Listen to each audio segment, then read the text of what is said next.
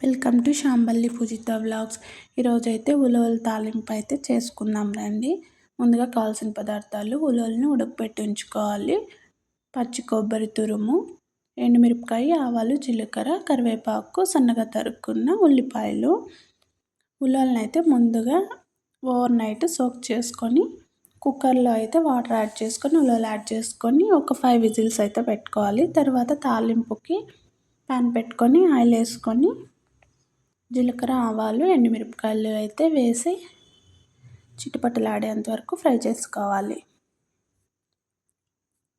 ఇవి ఫ్రై అయిన తర్వాత ఆనియన్స్ అయితే యాడ్ చేసుకొని కొద్దిగా కరివేపాకు కూడా యాడ్ చేసుకోవాలి. ఆనియన్స్, కరివేపాకు బాగా ఫ్రై చేసుకోవాలి. ఆనియన్స్ ఫ్రై అయిన తర్వాత కొద్దిగా పసుపు అయితే యాడ్ చేసుకోవాలి. జస్ట్ చిటికెడంత పసుపు అయితే చాలు. పసుపు పచ్చివాసన పోయేదాకా కాసేపు ఫ్రై చేసుకొని తర్వాత ముందుగా మనము ఉడకపెట్టి వాటర్ అంతా వంపేసుకున్న ఉలవలను అయితే ఇందులోకి అయితే వేసేసుకోవాలి.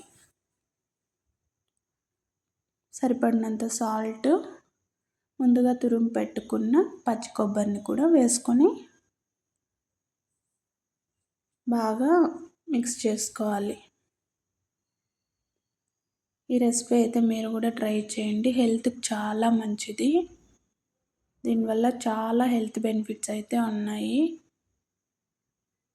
ఇది తినడం వల్ల కిడ్నీలో రాళ్ళు కూడా కరిగిపోతాయని చెప్తారు. ఈ రెసిపీ అయితే మీరు కూడా ట్రై చేయండి. చాలా టేస్టీగా, చాలా బాగుంటుంది.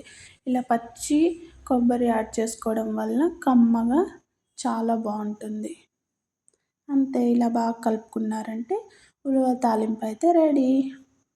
మనమైతే ఇలా ఒక బౌల్లోకి తీసుకుంటే అంతే, ఫైనల్గా ఎంతో టేస్టీగా ఉండే ఉలవల తాలింపు రెడీ. నా రెసిపీ నచ్చినట్లయితే సబ్స్క్రైబ్ చేసుకోండి.